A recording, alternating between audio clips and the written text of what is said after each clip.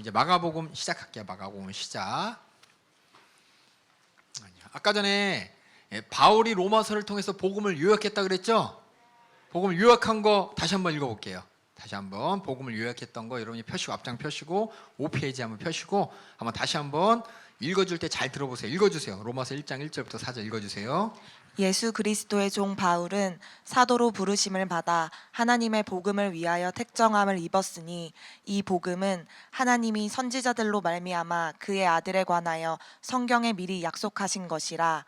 이 아들로 말하면 육신으로는 다윗의 혈통에서 나셨고 성결의 영으로는 죽은 가운데서 부활하여 능력으로 하나님의 아들로 인정되셨으니. 제가 1번, 2번, 3번 썼고 밑에 보면 3번, 2번, 1번 여기 써놨죠?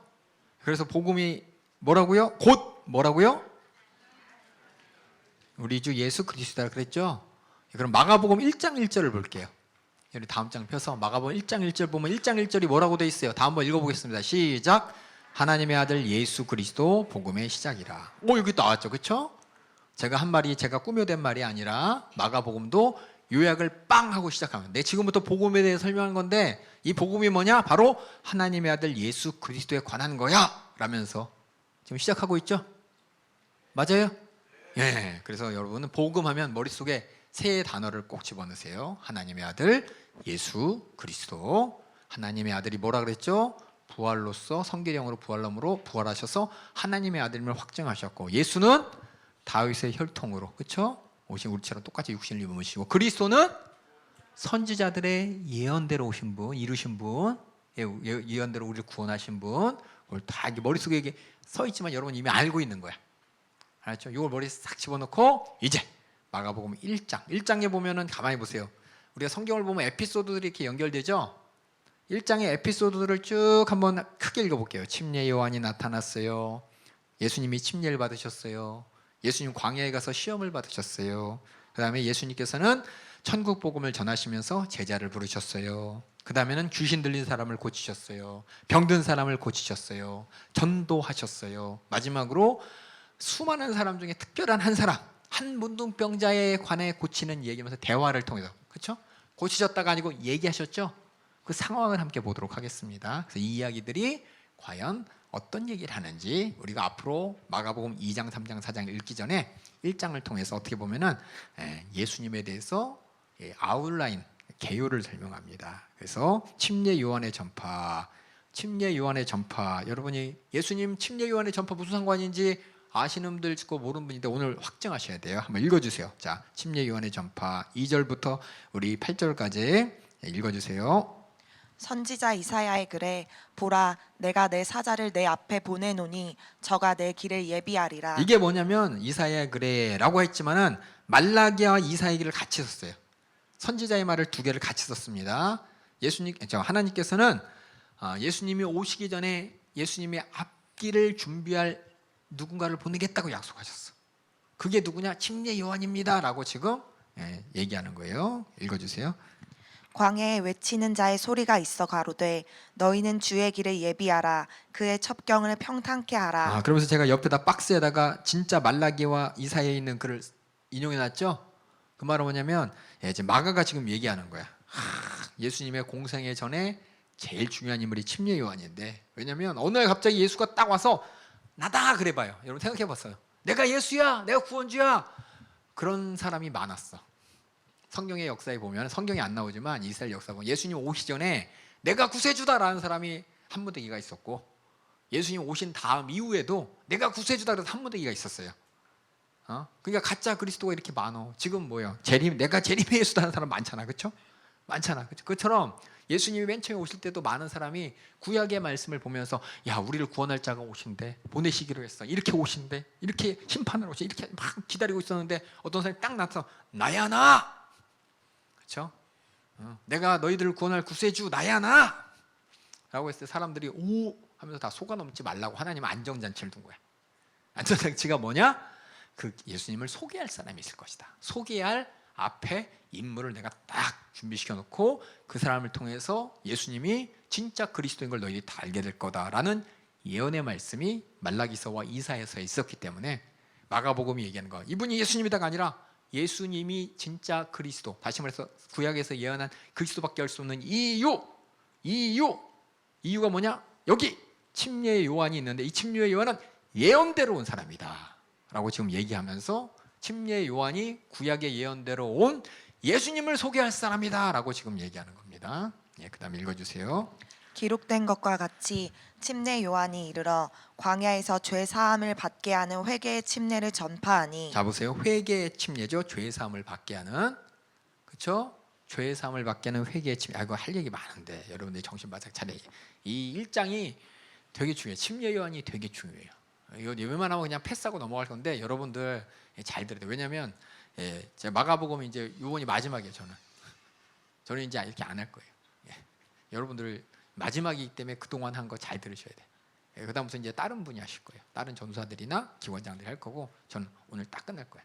여러분 잘 들어야 돼요. 그래서 제가 가능한 한 많은 걸 여러분 설명하다 보면 좀 늦어질 수도 있지만 여러분 잘 들으세요. 그다음 읽어주세요. 계속. 온 유대 지방과 예루살렘 사람이 다 나아가 자기 죄를 자복하고 요단강에서 그에게 침례를 받더라. 요한은 약대털을 입고 허리에 가죽띠를 띠고 메뚜기와 석청을 먹더라. 그가 전파하여 가로되 나보다 능력 많으신 이가 내 뒤에 오시나니 나는 굽혀 그의 신들매를 풀기도 감당치 못하겠노라. 나는 너희에게 물로 침례를 주었거니와 그는 성령으로 너희에게 침례를 주시리라. 자, 이 질문을 쭉 읽었을 때 여러분에게 두 가지 질문할게요. 예수님은 누구십니까? 예수님은 뭐 하시는 분입니까? 첫 번째로 예수님은 누구냐? 침례 요한이 소개한 사람입니다. 그 말은 다른 말로 구약의 예언대로 침례 요한이 예수님을 소개했습니다. 다시 말해서 하나님의 예언대로 오신 분이 바로 예수님입니다. 그럼 예수님이 누구란 얘기예요? 저 밑에 썼잖아. 뭐라고 썼어요? 그리스도. 아까 얘기했죠, 제가. 예수님이 누군지에 대한 세 가지. 그렇죠? 우리 같은 인간의 육신을 가지신 실제적인 인간, 하나님의 아들 그리스도, 이 세 가지라 그랬죠. 그래서 지금 첫 번째 이야기를 통해 예수님이 누구십니까? 그러면 세 가지 중에 하나 찾으면 돼. 때로는 두 개, 때로는 세 개 있을 수 있어요. 그래요. 구약의 예언대로 오셨습니다라고 딱 얘기하면서 그리스도가 맞습니다라는 얘기를 지금 마가가 얘기하는 거예요. 침례 요한을 통해서. 그래서 제가 썼죠. 구약의 예언대로 선지자 침례 요한이 소개하는 예수는 바로 그리스도입니다라고. 그리스도. 그다음에 두 번째, 예수님 뭐 하실 분이라고 침례 요한이 소개했어요? 나는 물로 침례를 주어 그는 뭐 하시는 분? 성령으로 침례를 주시는 분. 자, 성령 침례 여러분 얘기 많이 들어봤을 거예요. 그렇죠? 성령 충만, 성령 침례. 다른 교회 같은 경우는 성령 침례에 대해서 얘기를 많이 해요. 성령 침례는 그냥 말 그대로 침례는 물속에 푹 담기는 거죠. 우리를 거룩하게 만드시는 분이라는 거예요. 누가? 예수님이. 성령은 거룩한 영이에요. 거룩이라는 말 자체의 의미가 제가 여러 번 난 이거 고등학생들이 있어서 참 다행이야. 설명할 수가 있어. 거룩이란 말이 무슨 뜻이에요? 그렇죠. 어디서 들었어? 들었어. 여기 깨끗이란 말이 있었고요, 방금. 또 구별이란 말이 있었어요. 그럼 거룩이라는 말 뜻. 우리는 생각할 때 뭐냐? 저는 그래 형광등 100개 찬란하게 차차차차 해갖고 눈이 부셔, 눈 부셔, 이게 거룩인 줄 알았어. 시각적인. 이게 아니라 말 뜻으로는 구별되었다라는 뜻인데 구별이 어디서부터 구별되었냐?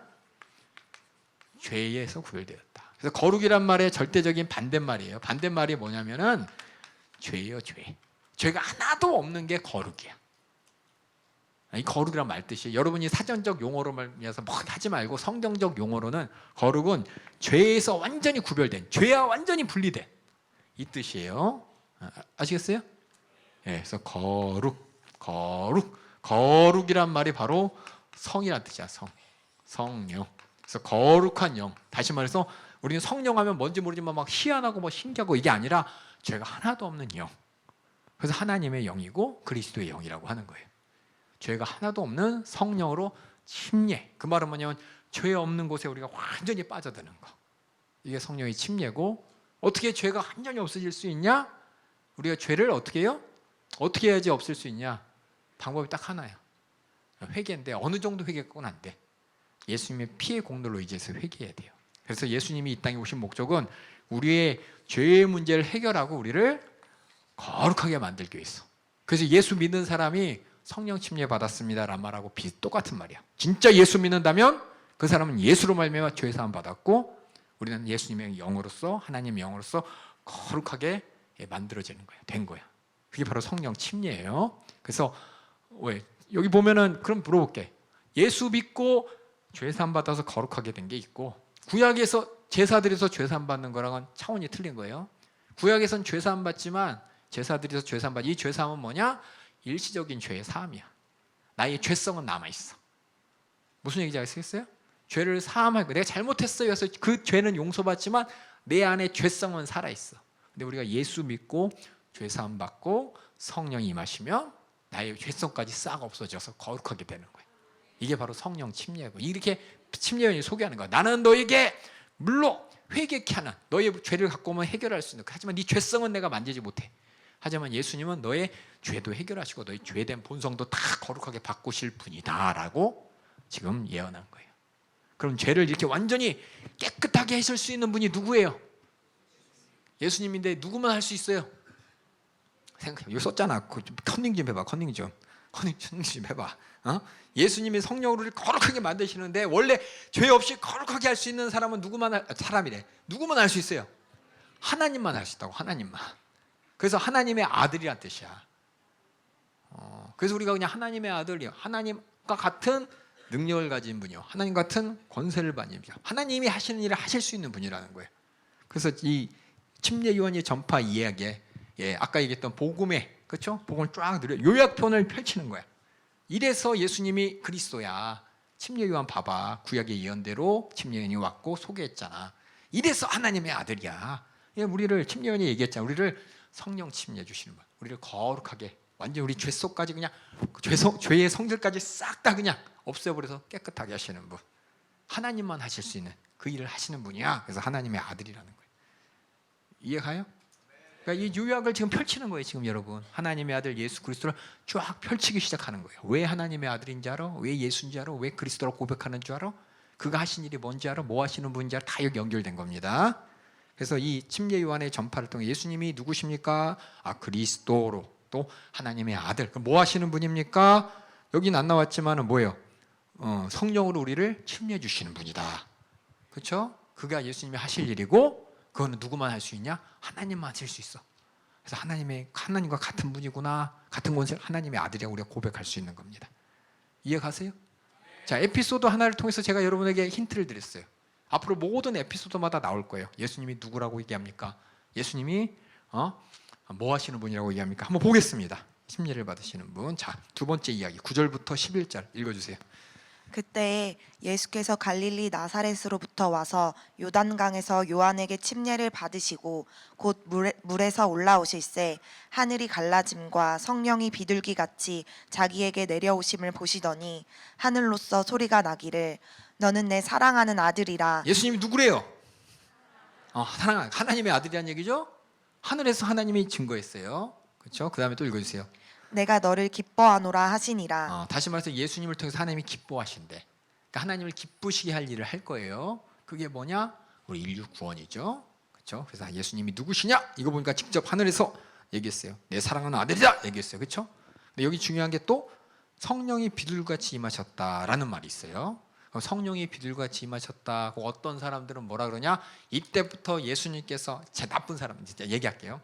나쁜 사람이라서 죄송해요. 분명히 마태복음은 예수님께서 성령으로 잉태하셨다고 했잖아요. 그렇죠? 성령으로 잉태하신 그때부터 하나님의 아들 말씀이 육시되어 이 땅에 오셨는데 어떤 사람들은 이걸 보면서 원래 예수님은 우리가 똑같은 인간인데 성령이 비둘기같이 임하셔서 그때부터 성령으로 하나님의 아들 노릇을 한 거야 라고 하는데 그게 아니에요. 예수님은 태어날 때부터 하나님의 아들이셨고 그리스도셨고 또 우리가 똑같은 육신이었습니다. 근데 성령이 비둘기같이 임했다 이 말 뜻을 여러분이 잘 아셔야 돼. 예수님께서 침례 요한에게 침례를 받고 딱 물에서 나오시는데 성령이 비둘기같이 임한다라는, 여러분은 아마 인터넷 같은 어떤 사진 보면 예수님께서 이렇게 침례 받고 올라오는데 성령이 여기서 바짝바짝 비둘기가 내려오는 거 여러분 어떤 그림 생각나세요? 생각나세요? 근데 여러분은 그거 나는데 그거 하나를 모를 거야. 죄송해요. 뭐냐면 그 비둘기의 입에 뭔가를 물고 있어. 어떤 풀. 감람나무 잎사귀였어. 이걸 잘 보면 예수 이게 뭐냐면 이미지. 성경은 뭐냐 얘기했죠. 상황하고 뭐냐면 스토리예요. 스토리. 예수님께서 물 속에서 이렇게 물에서 이렇게 이제 이게 쑥 올라오는데, 얘가 참 새를 잘 못 그리지만 여기 이렇게 잎사귀를 물고 이렇게 뭔지 모르지만 이렇게 막 이렇게 하고 되면서 이런 그림이 있어요. 그렇죠? 이 그림을 보면서 아 그렇구나 신기하다가 아니라 잘 보여. 첫 번째는 뭐냐? 이 비둘기가 성령이 임했다. 이 말은 뭐냐면 예수님의 앞으로의 뭐 하실 분인지를 나타내는 거야. 비둘기가 뭐였어요? 우리 담임 목사님 통해서 칭념 세미나 듣는 사람 알 거예요. 비둘기가 특별히 까마귀도 아니고 백로도 아니고 비둘기야. 그렇죠? 까치도 아니고. 비둘기라는 게 성경 구약에서의 비둘기는 어떤 거냐? 가난한 자들이 소 잡고 양 잡아서 제사 드리는데 소 잡을 소 살 돈 없고 양 잡을 손이 없어. 그 사람은 비둘기 갖고 와서 제사 드리라고 했어요. 가난한 자들이 하나님 앞에 죄 사함 받는 대속물이야. 예수님께서 이 땅에 가난한 자들의 친구가 되셨죠? 가난한 자들을 찾아오셨죠?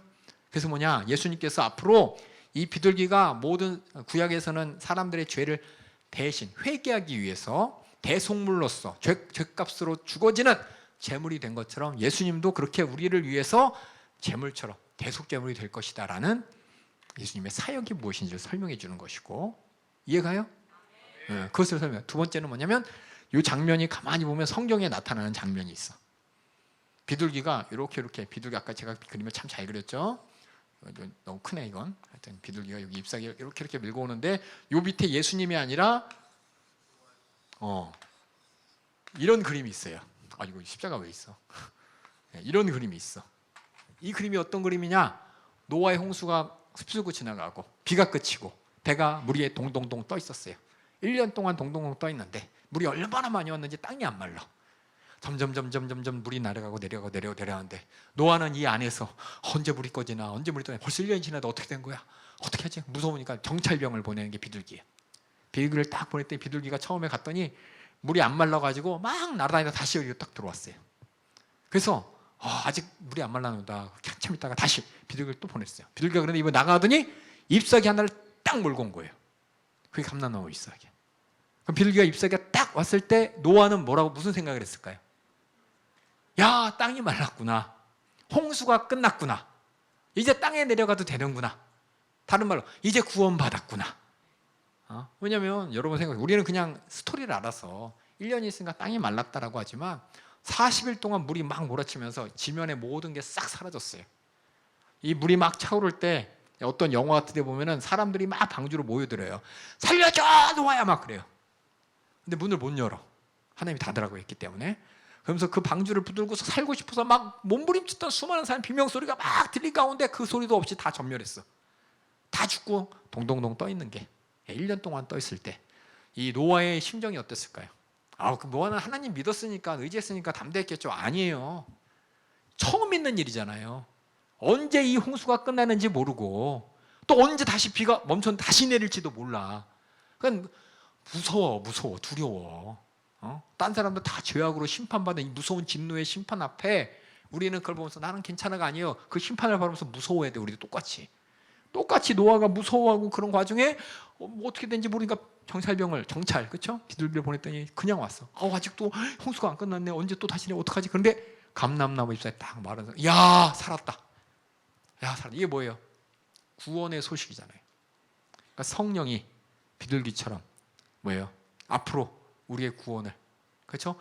예수님은 방주, 우리의 구원주이시고 우리를 모든 하나님의 심판 가운데 구원할 분인 것이고, 그렇죠? 성령님은 우리에게, 예수 안에 있는 우리에게 뭐예요? 우리 구원받았다는 확증을 주시는 분이라는 거죠. 그래서 성령님은 무엇이냐? 성령 받은 사람, 구원받은 사람이에요. 그래서 여러분들 성령 충만하다, 성령 받아야 돼. 이 말이 뭐냐면 성령을 통해서 내가 구원받았음을 확증할 수가 있어요. 그래서 이렇게 이 사건을 보면서 예수님께서 앞으로 어떤 사역을 하실지도 보여주는 거예요. 아까 얘기했지만 대속물로서 비둘기처럼 우리 대속물이 되실 분이요. 또 그림을 또 바꿔서 보면 홍수 때가 막 생각나. 왜냐하면 이 당시 사람은 다 유대인들이잖아요. 예수 믿는 사람이.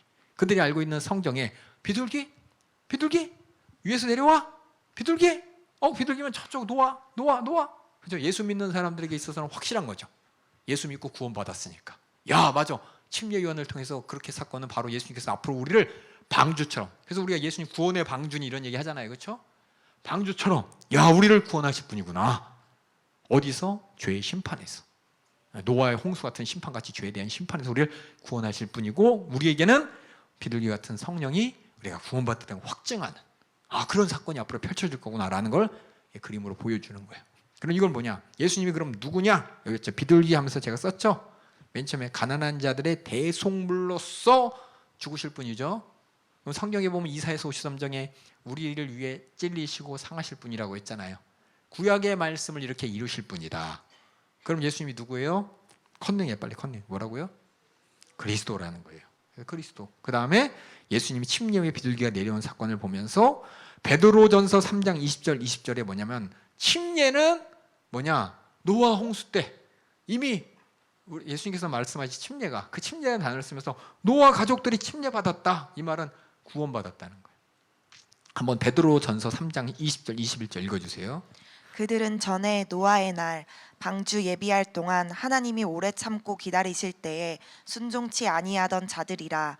방주에서 물로 말미암아 구원을 얻은 자가 몇 명뿐이니 겨우 8명이라. 물은 예수 그리스도의 부활하심으로 말미암아 이제 너희를 구원하는 표니 곧 침례라. 육체의 더러운 것을 제하여 버림이 아니요 오직 선한 양심이 하나님을 향하여 찾아가는 것이라. 침례는 구원의 표래. 근데 노아 가족들이 방주에서 물로 말미암아 구원을 얻었대. 그럼 예수님은 어떤 분이냐? 방주 같은 분이에요. 우리를 구원하실 분이라는 거예요.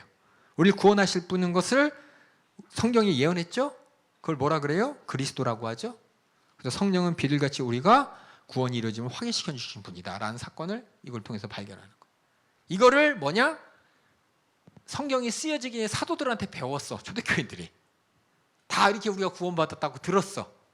그렇죠? 들은 거를 지금 마가가 다시 정리하는 겁니다. 그때 그 사건이 바로 이것을 예표하는 거였어라고 하면서, 그리고 하나님을 기쁘시게 할 내 사랑하는 아들이요, 하나님의 아들이죠.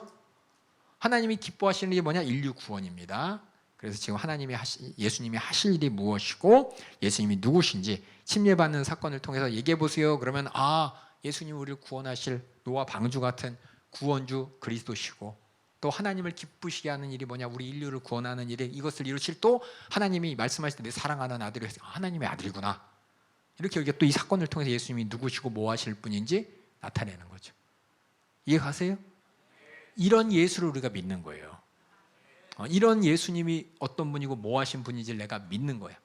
그러니까 뭐 하시는 분입니다, 그분은 이런 분이다, 내가 고백하는 게 주는 그리스도 살아계신 하나님의 아들입니다, 그 고백 안에 싹 다 요약되어 있는 거예요. 아시죠? 그 다음에 이제 예수님께서 침례 받으시고 어디 갔냐? 한번 읽어주세요. 성령이 곧 예수를 광야로 몰아내신지라. 광야에서 40일을 계셔서 사단에게 시험을 받으시며 들짐승과 함께 계시니 천사들이 수종들더라. 여기 보면은 참 간단한 얘기야, 그렇죠? 근데 밑에 보면은 시험 받으셨대, 그렇죠? 시험은 육체를 가진 사람이 받는 거예요. 다시 말해서 예수님은 우리처럼 육신을 가진 분이야. 육신을 가진 분이라는 것이, 제가 히브리서 2장 14절 지우고 4장 15절로 바꿔주세요. 제가 실수했습니다. 4장 15절로 바꿔주세요. 히브리서 4장 15절이라고 바꿔야 돼요. 수업 듣는 사람들은 이거 다 바꿔 있어야 돼. 히브리서 4장 15절. 히브리서 4장 15절에 뭐라고 적혀 있냐? 한번 보겠습니다. 4장 15절. 화면 보세요. 히브리서 4장 15절 한번 화면 보세요. 시작. 우리에게 있는 대제사장은 우리 연약함을 체휼하지 아니하는 자가 아니요. 체휼이라는 것은 경험이에요. 공감, 같은 경험.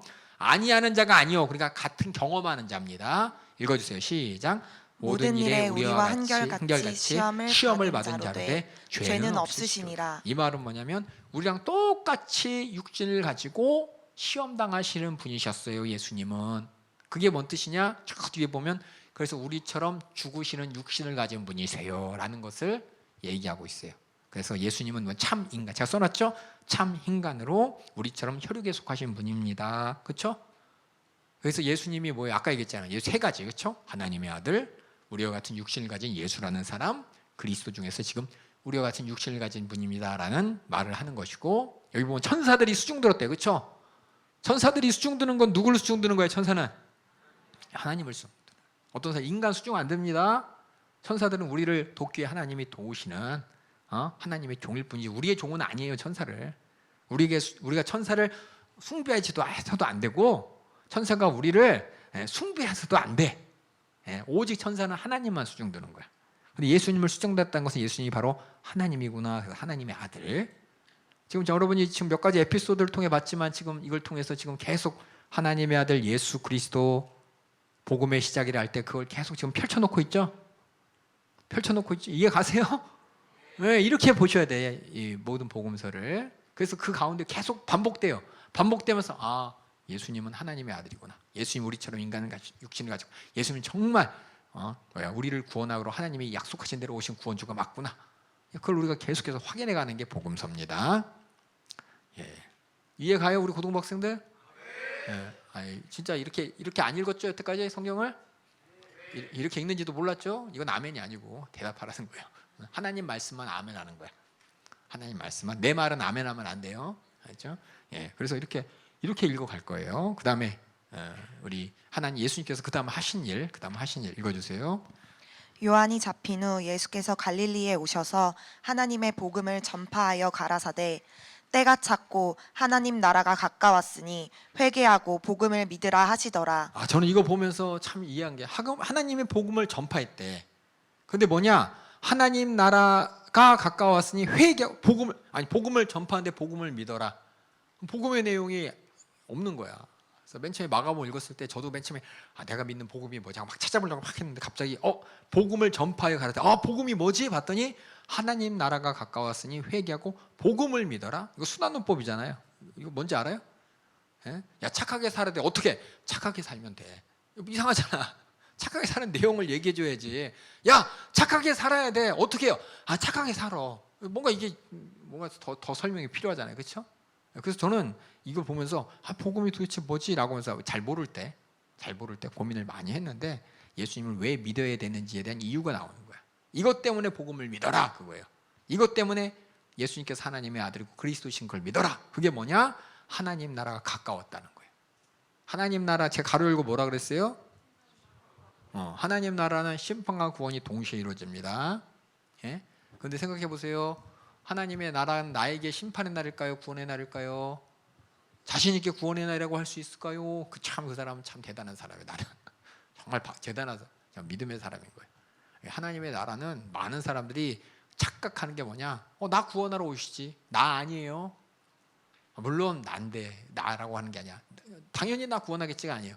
예수 믿는 사람 구원하러 오십니다. 다시 말해서 하나님의 나라는 죄가 없는 사람들을 구원하러 오는 거지. 노아 같은 사람을 구원하러 오는 거지. 나머지는 다 어떻게 돼요? 징벌과 심판하러 오시는 거예요. 근데 우리는 다 뭐냐?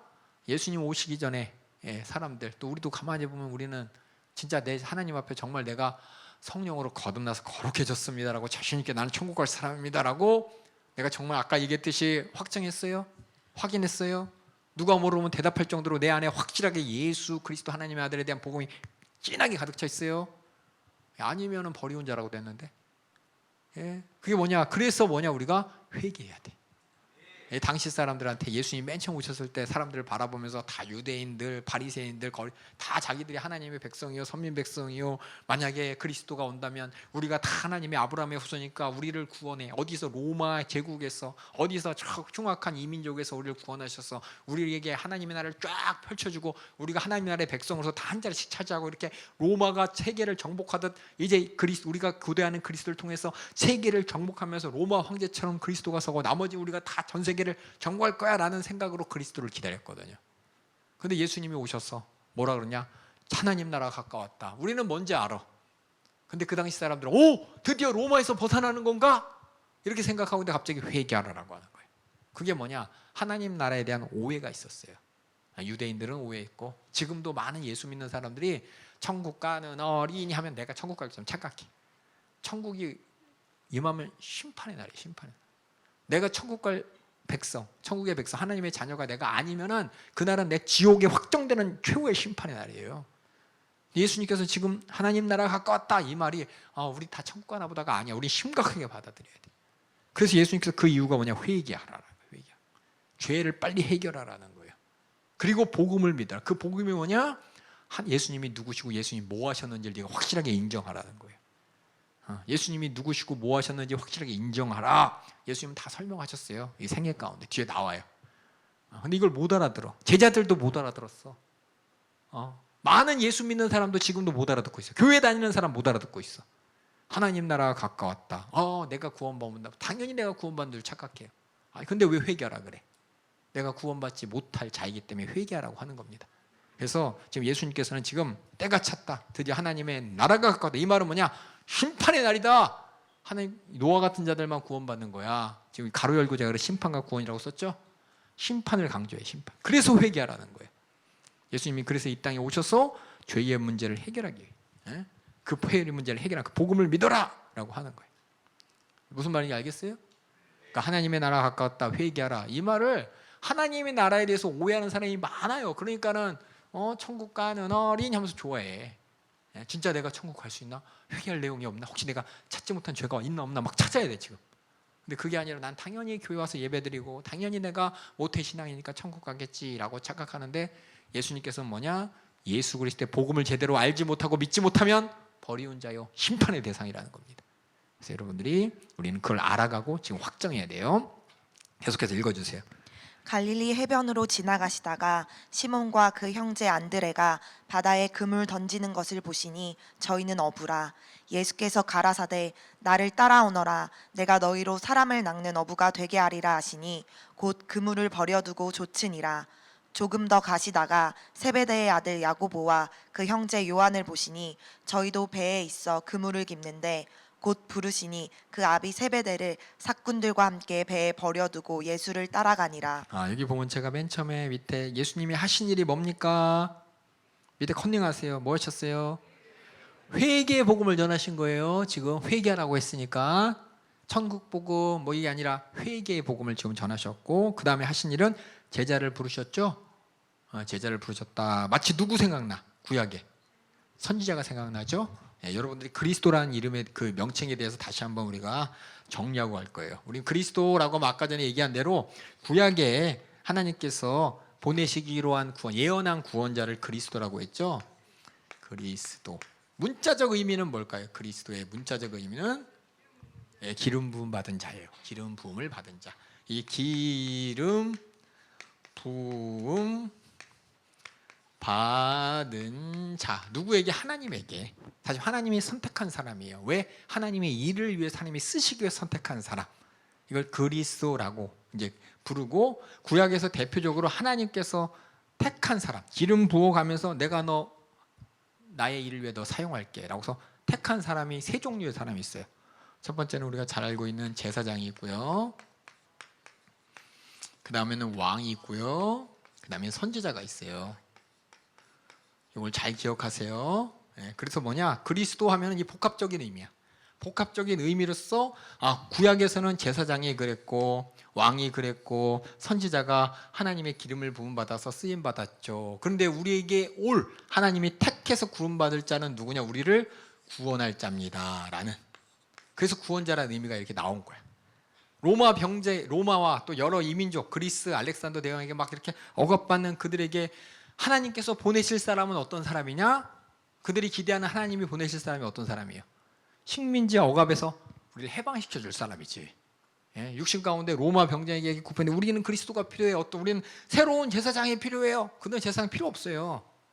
그들이 필요로 하는 거는 이 로마 앞에서 하나님께서 우리를 벗어나게 해주는 것만 필요하지. 그렇죠? 무슨 얘기인지 아시겠어요? 근데 해방군, 다시 말해서 구원자, 해방자지, 해방자. 해방자라는 의미로 이게 이렇게 변한 거야. 변한 거예요. 제가 이제 가끔 이제 여기 써요. 저번에 들은 사람이 있을지 모르겠지만 글씨 잘 못 써요. 엄친아가 무슨 뜻이에요? 엄마, 친구, 아들. 근데 원래 의미는 뭐예요? 그 의미가 확장돼서 뭐예요? 그렇죠? 뭘 해도 이렇게 잘났어. 키도 크고 잘생기고 공부도 잘하고. 하여튼 엄마 친구의 자랑이야. 엄마가 나를 비교하면서 너는 왜 공부를 안 해? 너는 왜 그렇게 생겼으면서 엄마 친구 아들은 공부도 이렇게 잘하고 엄마 친구 아들은 이러면서 막 자랑하잖아요. 그렇죠? 그것처럼 어떤 뭐예요? 모든 학생들 이상향이죠. 엄마 아빠가 기대하는 이상적인 아들. 그렇죠? 그러니까 엄친아라는 의미는 엄마 친구 아들이지만 이 의미가 발전돼 가지고 뭐예요? 가장 부모님들이 고대하는 이상형의 자식이잖아. 그렇지? 이렇게 의미가 조금 이렇게 확장된 것처럼 그리스도도 기름 부음 받은 자인데 의미가 확장된 거야. 어떻게? 우리를 구원하실 분으로서 확장됐다는 거 여러분이 기억하시고 원래 의미는 기름 부음 받은 자로서 제사장이요 왕이요 선지자인데, 예수님께서는 그래서 뭐냐, 이 땅에서 제사장으로서의 역할도 보여주시고 왕으로서의 모습도 보여주시고 선지자로서의 모습도 보여주세요. 이제 생애 가운데. 그래서 자기가 그리스도임을 보여주는 거야. 나는 하나님이 특별히 썼던 제사장 같은 일 나도 할 거야. 왕 같은 일 나도 할 거야. 선지자 같은 일 나도 할 거야. 나도 했어 라고 복음서는 쓰는 거야. 근데 제자를 부르는 건 뭐냐? 구약에 보면 선지자들이 그랬어요. 선지자들이 하나님의 말씀을 제자들에게, 제자들 그 말씀을 또 대표적으로 엘리야하고 엘리사 기억하세요? 엘리야의 제자가 엘리사죠? 예, 그렇게 선지자 얘기 나오면 예수님께서 그리스도구나. 야, 언제 이 선지자들은 뭐 어떤 시대였어요? 이민족이 침략했던 왕권 시대 때, 그렇죠? 블레셋이 막 쳐들어와, 이민족이 쳐들어와, 왕이 어떻게 못해 보니까 선지자들이 나서 가지고 해결해 주잖아요, 그렇죠? 그런 선지자의 모습을 예수님께서 보여주셨고, 그래서 제자를 삼았네. 그럼 이 성경을 읽는 사람들은 머릿속에 제자는 선지자들이 삼는 건데 하나님이 쓰신 사람 중에 예수님은 그리스도구나라고 이렇게 쓱 이미지가 이렇게 연결되는 거예요. 그래서 예수님이 하신 일은 그냥 이 땅에 오셔서 구원으로 끝나는 것이 아니라 제자들을 불러주셨어. 예수님의 제자를 불러주신다. 어떻게 불렀냐 보면은, 첫 번째 제자들 시몬과 그 형제 아들에게는 뭐라 그랬어요? 나를 따라오라 그랬더니 그들이 버려둔 게 뭐예요? 그물을 버려뒀죠. 그물, 딴 데 보면 배도 버려뒀다 그래요. 그물과 배를 버려두고라고 다른 성경은 또 돼 있어요. 그리고 또 세베대 아들 야고보와 요한을 부르실 때 그들이 버린 건 뭐예요? 아버지와 싹꾼이죠. 결국 뭐냐면 예수님의 제자가 되려면 놓고 가야 될 게 있어. 뭐냐? 첫 번째는 소유. 내가 갖고 있는 그물, 배 놓고 예수님 쫓아가야 되는 것이고, 두 번째는 예수님의 제자가 되려면은 아버지와 싹꾼, 인간관계도 이렇게 놓고 가야 돼. 이게 뭐냐? 이게 예수 믿는 게 더 중요한 거예요.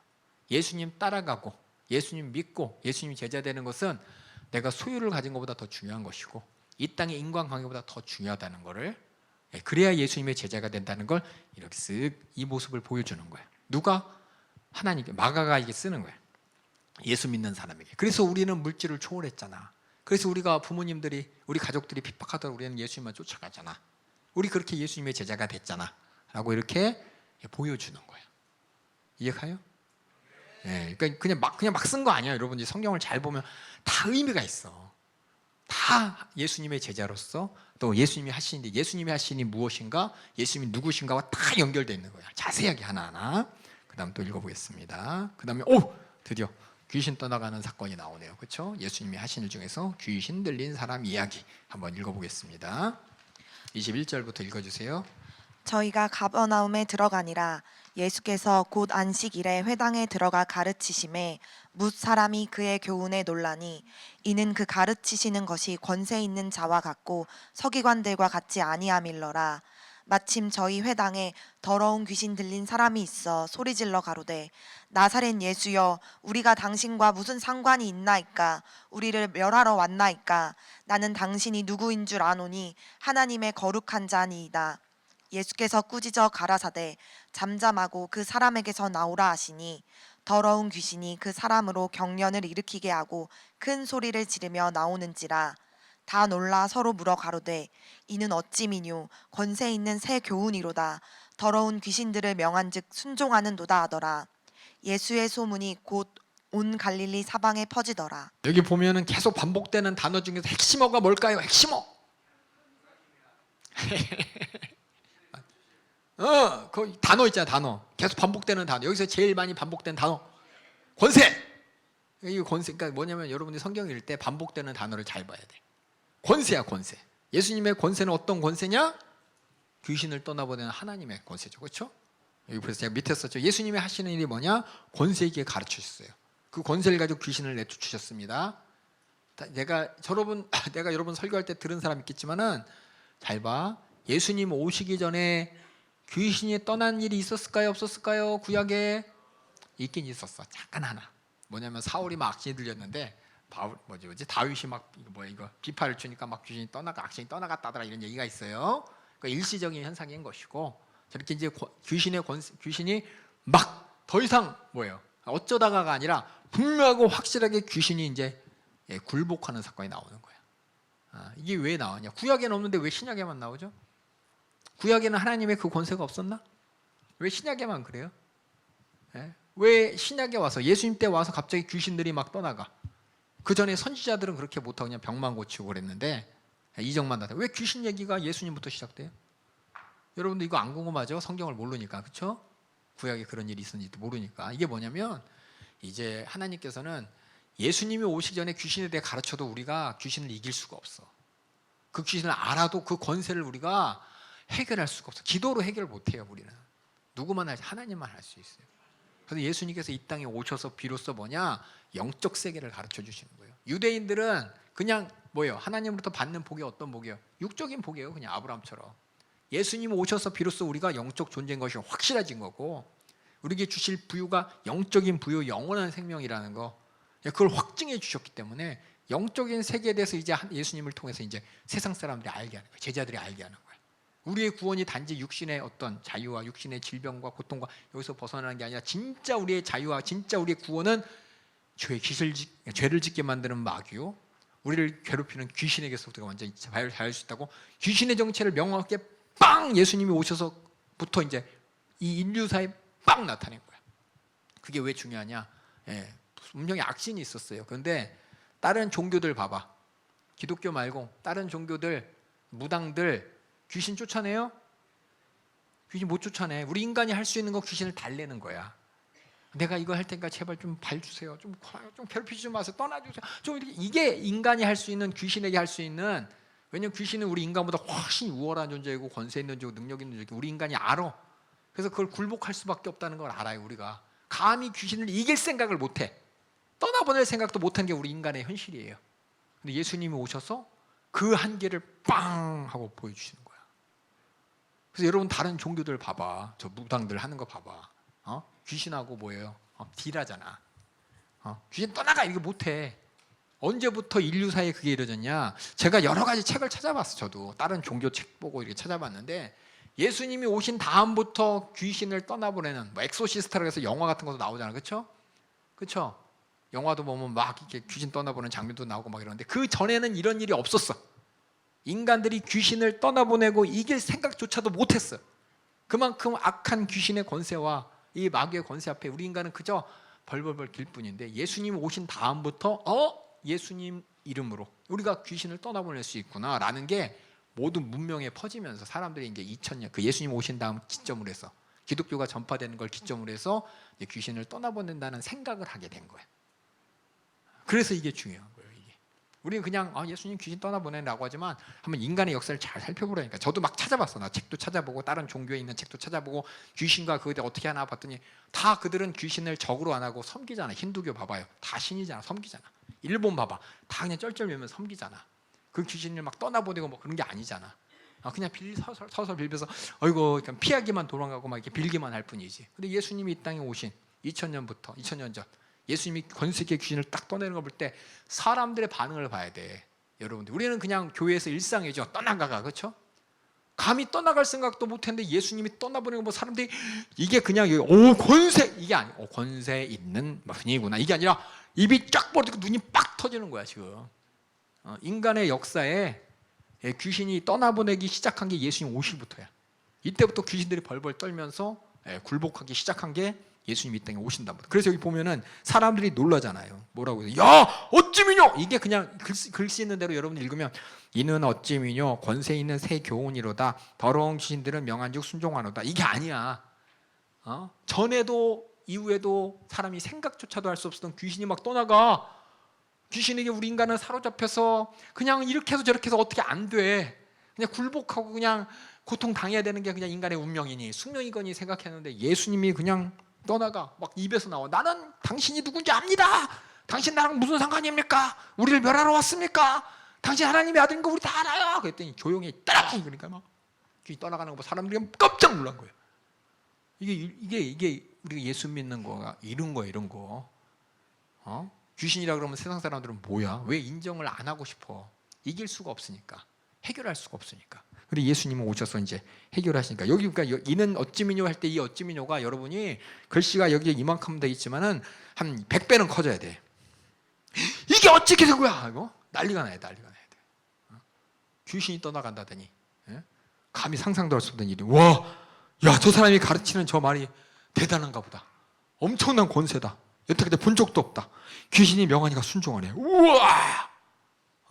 여러분이 요걸 예수 믿는 사람들이 떠나가고 귀신에 대적하는 게 어마어마한 거예요. 다른 종교는 상상도 못하고 인간의 생각과 지식의 한계는 그걸 뛰어넘을 생각도 못하는 그거를 예수님이 하시는 거예요. 그게 예수님이 하신 일이라는 것을. 그럼 이걸 보면 예수님이 하신 일이 뭐냐? 여기서 귀신을 떠나보내셨죠. 귀신의 입술을 통해서 뭐라 그랬어요? 당신은 뭐라고요? 우리를 멸하러 왔습니까? 그게 하나님의 아들이 할 일이야. 그런 권세 있는 분이라는 거예요. 그래서 예수님이 이 땅에 오신 이유가 뭐냐? 우리 맨날 담임 목사님 통해 들었어. 요한일서 3장 8절, 21도 2장 14절. 그냥 그런가 보다라고 했지만 이게 그냥 우리는 맨날 들으니까 일상이지만 2000년 전에 예수님이 오셨을 때 사람들이 깜짝 놀랄 일이었어요. 그래서 성경이 기록됐을 때 성경을 읽는 사람도 쓰는 사람도 어깨가 막 이렇게 올라가는 거야. 야, 우리 예수님이 이런 분인데 감히 다른 말도 안 되지. 다른 저런 잡신이나 저 우상숭배랑 잽시가 안 되지 막 이렇게. 한번 요한일서 3장 8절 읽어주세요. 죄를 짓는 자는 마귀에게 속하나니 마귀는 처음부터 범죄함이니라. 하나님의 아들이 나타나신 것은 마귀의 일을 멸하려 하심이니라. 그런 권세 있는 분이란 말이야. 하나님의 아들로서. 그 다음에 히브리서 2장 14절 읽어주세요. 자녀들은 혈육에 함께 속하였음에 그도 또한 한 모양으로 혈육에 함께 속하심은 사망으로 말미암아 사망의 세력을 잡은 자 곧 마귀를 없이 하시며. 마귀를 없애할 수 있는 권세가 있는 분이야. 누구만 할 수 있어요? 하나님만 할 수 있다. 그래서 예수님은 하나님 같은 하나님의 아들이라는 걸 분명히 나타내시고, 또 예수님 뭐하러 이 땅에 오셨어요? 귀신이 얘기했죠. 예수님 이 땅에 오신 이유가 뭐예요? 멸하러 왔어요. 악한 마귀 귀신 역사를 멸하러 오셨다고. 이게 지금 예수님께서 귀신을 떠나는 장면을 통해서 우리가 신기하다가 아니야. 지금 신기하다가 아니야. 이런 역사가, 이런 권세가 세상에 드디어 보여지기 시작하고 나타나기 시작한 거예요. 알았어요? 이는 어찌미뇨를 여기다가 뭐 어떻게 해야 돼요, 여러분들? 이는 어찌미뇨를 엄청나게 빡빡빡 느낌표를 한 100만 개 해야 되나? 하여튼 빡빡빡 해야 돼요. 지금 글자로 써 있으니까 여러분 맨날 읽을 때 이는 어찌미뇨 이랬죠? 그렇죠? 그러니까 상황을 알아야 돼. 그러니까 제가 여러분에게 설명하는 거는 그냥 읽지 말고 상황을 보라. 상황. 성경에 상황이 안 나오죠? 근데 성경이 쓰여질 때 사람들은 다 알고 있었어. 이미 어떤 상황인지, 이 말이 무슨 말인지 다 알고 있었어. 사도들의 입술을 통해서 이미 다 들었었어. 근데 기록으로 말미암아 지금 전해진 건데 2000년 지나면서 상황이 몰라. 상황을 우리가 잘 모르죠? 맨날 떠나가 2000년 동안 했으니까 그때도 뭐 떠나갔나 보지 이렇게 생각하는데 아니에요. 네, 잘 보세요. 그 다음에 29절부터 예수님이 하신 일 읽어주세요. 회당에서 나와 곧 야고보와 요한과 함께 시몬과 안드레의 집에 들어가시니 시몬의 장모가 열병으로 누웠는지라. 사람들이 곧 그의 일로 예수께 여짜온대 나아가사 그 손을 잡아 일으키시니 열병이 떠나고 여자가 저희에게 수종드니라. 저물어 해질 때에 모든 병자와 귀신 들린 자를 예수께 데려오니 온 동네가 문 앞에 모였더라. 예수께서 각색 병든 많은 사람을 고치시며 많은 귀신을 내어 쫓으시되 귀신이 자기를 알므로 그 말하는 것을 허락지 아니하시니라. 이 보면 예수님이 하신 일이 뭐예요? 아까 귀신을 쫓아냈지만 또 병자도 고쳐주셨죠? 그렇죠? 예수님이 이 땅에서 귀신도 떠나보내고 병자도 고치신 많은 일들이 있어요. 근데 귀신들은 뭐라 그랬어요? 당신은 우리를 멸하러 왔습니까? 계속 떠드니까 예수님이 뭐라 그랬어요? 조용해! 그랬다고요. 자기를 말하는 거 허락하니. 왜 그랬을까요?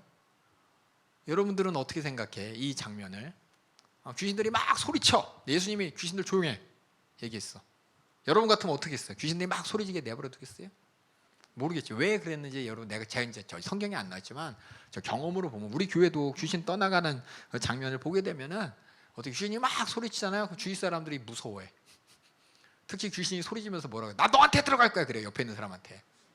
그럼 무서워서 막 난리가 나요. 왜? 아직도 예수님을 못 믿어. 권세 아래서 막 겁먹어. 두려워해.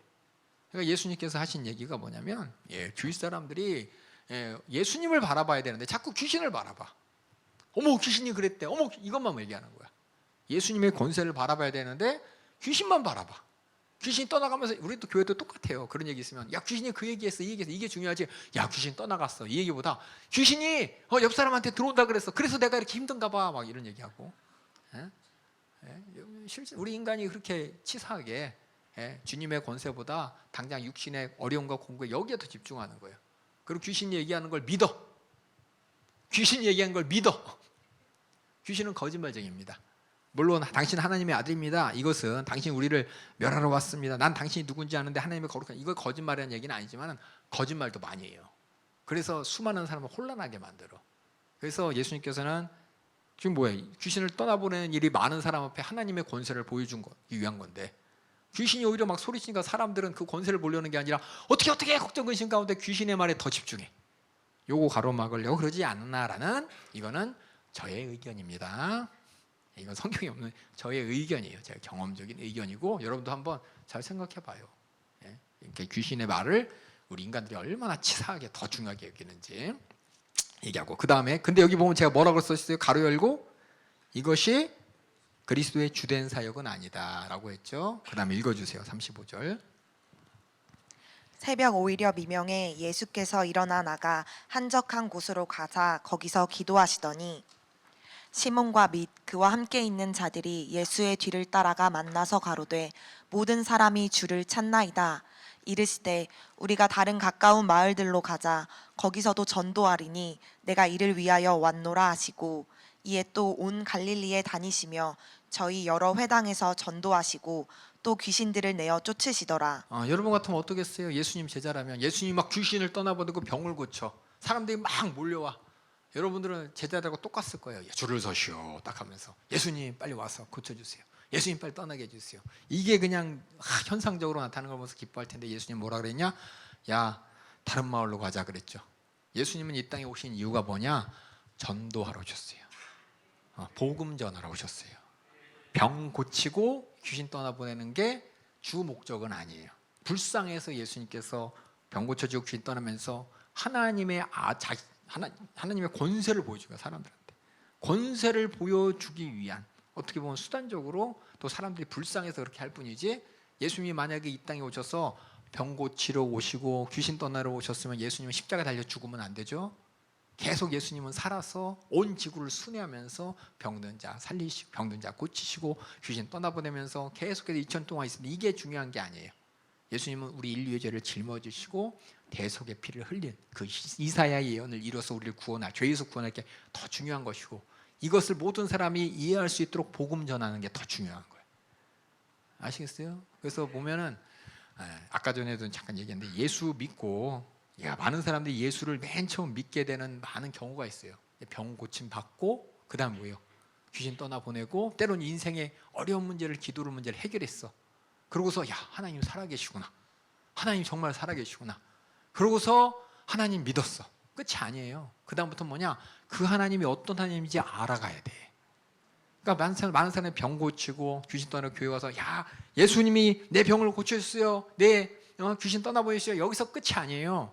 그 다음부터 뭐냐? 그 예수님이, 그 예수 이름이 나에게 도대체 병 고쳐주신 예수님, 귀신 떠나보낸 그 예수님이 나에게 도대체 뭘 주려고 하는지, 그 예수님의 복음이 뭔지 그때부터 귀를 열고 들어야 돼. 어떤 사람은 안 들으려 그래. 병 고침 받고 귀신 떠났으니까 나 예수님이 나 사랑하는 거 아니야? 나 그럼 구원받은 거 아니야? 구원받은 거 아니에요? 지금 병 고친 사람들, 귀신 떠나보내서 이 사람들 구원받은 사람 아니에요? 처음 들어요? 예수 믿어야 구원받아요. 예수를 뭘 믿느냐? 복음을 믿어야 되는 거예요.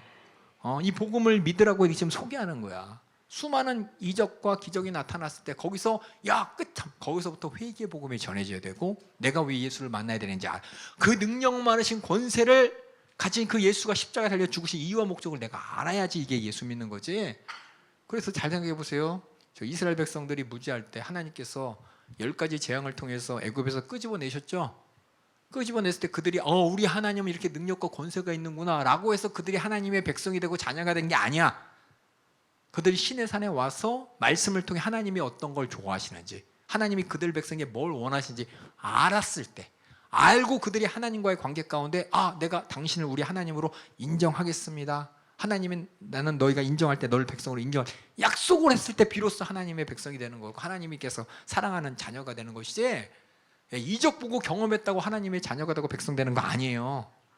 하나님이 어떤 하나님이고 하나님의 뜻이 무엇인지 내가 분명히 알고 그때로 내가 살아야 하나님의 백성이 되는 것이고, 우리는 예수님이 누구신지 분명히 알고 예수님이 이 땅에서 왜 오셨는지를 알고 그 이적과 능력 많으신 예수님이 나에게 뭘 해주려고 했는지 그걸 내가 알아야 예수님 믿는 거지. 근데 잘 보세요. 제가 여러 번 얘기했는데 많은 이제 예수의 이름으로 사역하시는 분들이 많이 있어요. 많은 분들이 이적을 보여줘, 병도 고쳐, 막 여러 가지 현상도 보여줘. 근데 문제는 뭐냐? 왜 예수를 믿어야 되는지를 얘기를 안 해요. 예수를 왜 믿어야? 죄의 문제를 해결받기 위해서. 그래서 우리는 뭐냐? 복음을 듣고 회개해야 예수 믿는 거예요. 회개의 복음을 인정하고 내 죄를 자복하고 예수님 십자가 앞에서 내놓고 제사함 받아야 그때 예수님을 믿는 거지. 예수님 믿고 내가 병 고쳤어요, 예수님 믿고 내가 이런 문제가 해결됐어요, 그게 예수 믿는 거냐? 아니요. 예수님이 그런 현상을 통해서 예수를 꼭 알아야 된다고 가르쳐 주는 거예요. 그런 권세 있는 예수가 너한테 진짜 주고 싶은 건 영원한 생명이고 천국이라는 겁니다. 그래서 복음이 중요해요. 그 예수님께서 뭐냐? 전도하러 오셨어요. 전도하러. 전도하고 복음이 중요한 것이지. 그래서 제가 항상 얘기해요. 미국에 보면은 이렇게 이적하는 사람들 많이 있어. 제가 털사 있을 때 여기 맨날 할 때마다 하는 얘기인데, 실명도 거론해도 되려나 모르겠어요. 하얀색 옷 입은 유대인 목사님이 계셔. 하얀색 유대인.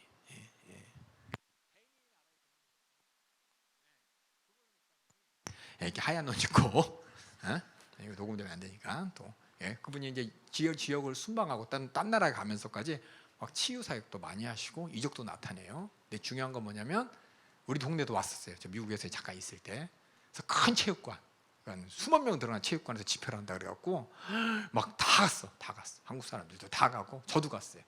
보통 이제 거기 신학 공부하러 오신 분들 많아서 그 목사님들 가족들하고 다 가서 이렇게 앉아서 막 텔레비에 맨날 나오거든요. 사역하는 집회하는 사역이 나오고 그래서 뭔가 이렇게 봤는데 막 찬양하면서 막 이적 보여주면서 병 고치고 이렇게 되면 막 사람들 넘어가고 뒤로 자빠지고 넘어지고 막 능력을 나타내면서 사람들이 막 박수치고 막 이래요. 막 그런데 중요한 건 뭐냐면 회개하라가 없어요. 예수님은 사랑이십니다. 예수님을 우리 믿어야 됩니다. 그냥 계속 순환 논법이었어요. 예수님을 우리를 사랑하십니다.